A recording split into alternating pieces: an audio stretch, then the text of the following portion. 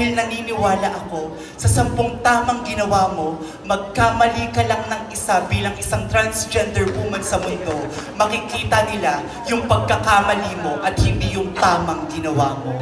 How do you believe the world can be more inclusive for transgender people?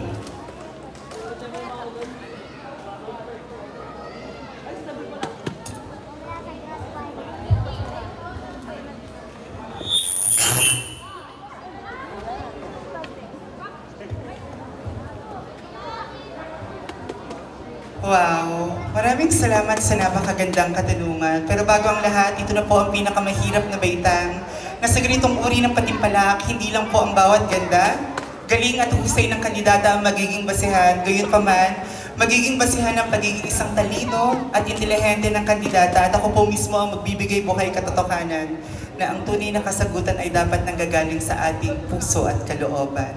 Balikan po natin ang katanungan, kailanman kapag narinig natin ang salitang inclusivity or inclusive ay pumapasok dito ay ang equality, equity, diversity at iba't iba pang pagtanggap para sa mga kapwa nating transgender or tinatawag nating LGBTQ community. At paano ko po ba mapapaniwala na sa ganitong uri ng pamamaraan matatanggap sa mundong ito ang inclusivity para sa mga transgender people? Unang-una, hindi kinakailangan na kung ano man yung ginagawa mo ay maaaring tanggapin ka ng sanlibutang Pilipino. Dahil naniniwala ako sa 10 tamang ginawa mo, magkamali ka lang ng isa bilang isang transgender woman sa mundo, makikita nila yung pagkakamali mo at hindi yung tamang ginawa mo. Pangalawa, base sa mga paraan na pagsali sa patimpalak, dahil kailanman anumang ipakitang husay, talino at talento ng kandidata bilang isang transgender woman, ay maaaring husgahan dahil mas maraming tinitingnan ang pagkakamali ng isang tao base sa kung ano ang gustong advokasya na ipinaparatang mo para sa mga nakikinig sa'yo. Ngunit mapapaniwala mo lamang ang mga tao upang matanggap ang inklusibidad para sa mundong ito kung ikaw mismo magsisimula. Dapat pakinggan bilang tamang inspirasyon ng mga sanlibutang Pilipino sa tamang paraan na bibigay ng tamang boses, elemento at higit sa lahat, tamang kwento sa kung anong nangyari mula noon at hanggang ngayon.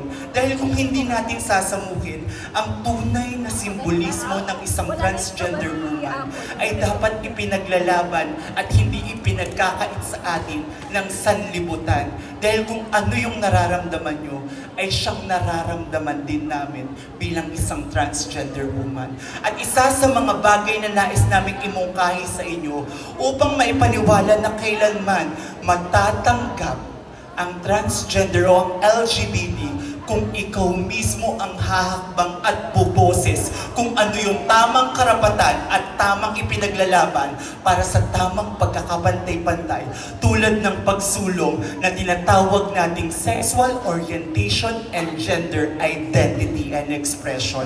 Dahil sa ganitong pamamaraan, tulad ng ipinaglalaban ng ating Congresswoman na si Geraldine Roman, suportahan natin dahil hindi lamang po ito ipinaglalaban para sa mga LGBT, ipinaglalaban din po ito para sa mga kapwa nating tunay na lalaki at tunay na babae. At kung nanaisin natin ang tamang pagtanggap, mas nakikita natin sa ating kinakaharapan na muli tayong sisilaw at makikita ang bukhang liwayway na may magmamahal, may tatanggap at may re-respeto sa atin, anuman ang nasa pagitan ng dalawang hita natin. Dahil hindi natin mapagkakaila na ang tunay na pagmamahal, pagrespeto at pagtanggap o anumang inklusibidad ay hindi nangangahulugan sa kasarian, sa ginagawa, o kaya naman sa mga salita, kundi nasa puso mo kung talagang tatanggapin ka bilang isang tunay na tao. And always remember this, that LGBT rights is also a part of human rights. Thank you and good morning. Ladies and gentlemen, mga hurado, mga kaibigan, palakpakan po natin candidate number 8, Alexa